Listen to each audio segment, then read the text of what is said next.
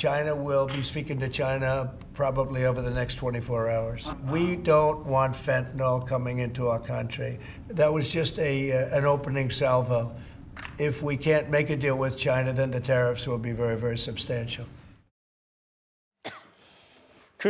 멕시코와 캐나다에 대한 관세 부과 시행을 하루 앞두고 일단 한 달 유예하겠다.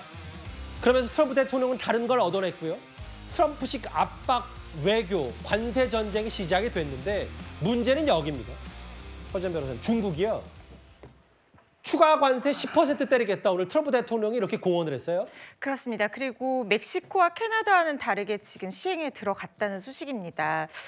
중국과의 어떤 무역 전쟁이 2018년 트럼프 일기 집권 때도 2년 동안 계속되면서 글로벌 공급망을 흔들었는데 지금 이번 주 후반까지는 백악관 대변인 말로는 시진핑 국가주석과 통화하지 않겠다라고 얘기하면서도 여전히 협상의 여지는 열어놓고 있는 듯합니다만 이게 멕시코와 캐나다보다 조금 더 해결하기 어려워 보이는 이유는 중국이 수출하는 이 펜타닐의 원료뿐만 아니라 파나마 운하 문제가 걸려있기 때문입니다.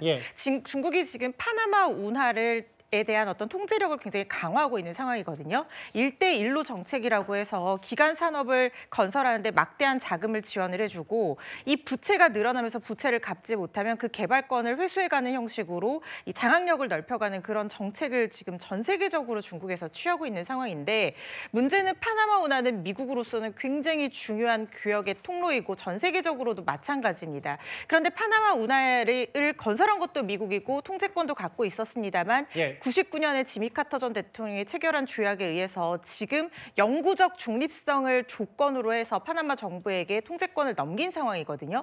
그런데 중국이 만약에 파나마 운하에 대한 지배력을 이런 식으로 계속해서 강화하게 된다고 하면 미국 측으로서는 상당히 불리한 상황에 처할 수밖에 없을 것이고 중국과 파나마 운하와의 관계뿐만 아니라 라틴 아메리카 전체에 대한 경제적인 어떤 지배력 강화에도 빨간불이 켜지게 될 가능성이 있습니다. 그래서 이 파나마 운하에 대한 영향력을 축소하라. 그리고 파나마 정부에도 동시에 압박을 하면서 조약에 어긋나는 것이니까 통제권을 회수하겠다라고 지금 얘기를 하고 있는 상황이어서 이 문제가 해결된다는 것이 중국으로서도 지금 쉽지 않은 상황이거든요. 양측의 이익이 굉장히 첨예하게 대립하면서 이번 관세 전쟁이 오래 갈 가능성도 배제할 수 없어 보입니다. 그러니까 중국 관세 전쟁이 본 게임이라면 근데 그 전에요. 허 변호사님.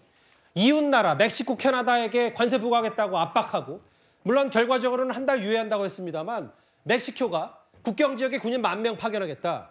캐나다도 마약 문제 담당 펜타닐 차를 임명하겠다. 일단 보기에 따라서는 트럼프식 압박이 통한 것 같아요. 그렇습니다. 지금 트럼프에서 시행하고 있는 관세 강화 정책이 어떻게 보면은 먹혀 들어간다 이렇게 표현을 해도 과언이 아닐 것 같습니다. 왜냐하면 멕시코와 캐나다 대상으로 가장 지금 미국이 얻어내고 싶어하는 것이 펜타닐과 유인자들의 불법 단속 문제거든요.